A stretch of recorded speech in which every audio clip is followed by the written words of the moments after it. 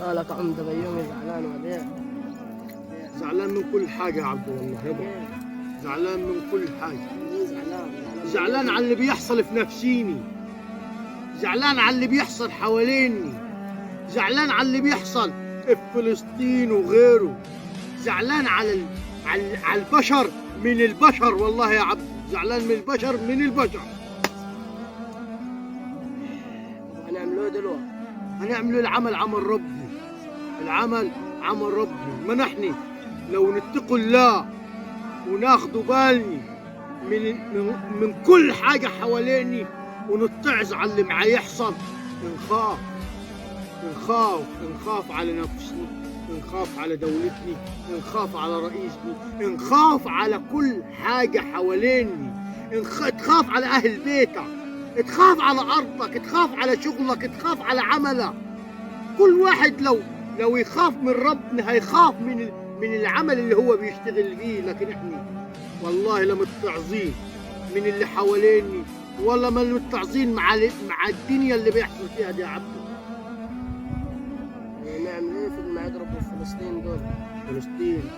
فلسطين لها ربي ولينا رؤسائنا العرب، وان شاء الله رؤسائنا العرب مش هيخذلونا ابدا باذن الله. فلسطين باذن الله هيجي لها يوم يا ولدي وهتنتصر. بص رؤسائنا ما مخليش من جهدهم جهد، بس كذب يا ولد اللي يقول لك ده احنا افتحوا لنا الحدود احنا نحارب، افتحوا لنا الحدود ما احنا نعمل.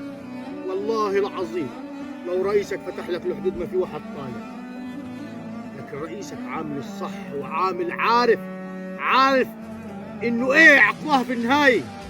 رئيسنا مخه شغال وعقليته شغالي وحكومتني شغالي، وكل سياسي في الدولة أو رجل يخص حكومتنا شغال.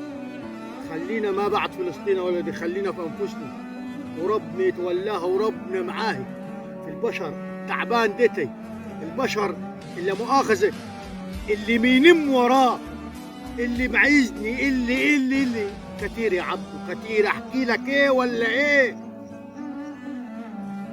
لا إله إلا الله. محدش جاي في المغار، ناس بلده وغير بلده كله يا عبد عمال يخبر، كله شغال في الخلاط، كله شغال يفرموا ببعض، ما فيش واقف الا الشغال عاتقك في ارضك يعمل لك الشغلانه ابو ما يرضي الله، الله كروت وامشي.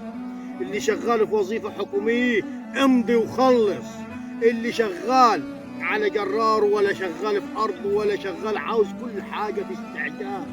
بقيت الدنيا استعجال في استعجال.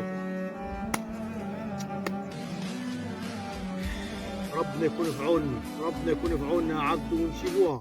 هو رب العباد اللي مطلع وشايف، رب العباد هو مطلع وشايف.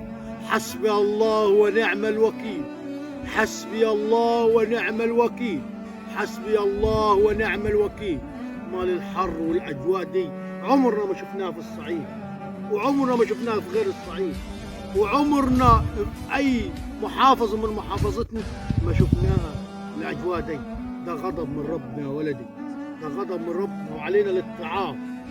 وهقولها مره ثانيه، حسبي الله ونعم الوكيل، حسبي الله ونعم الوكيل.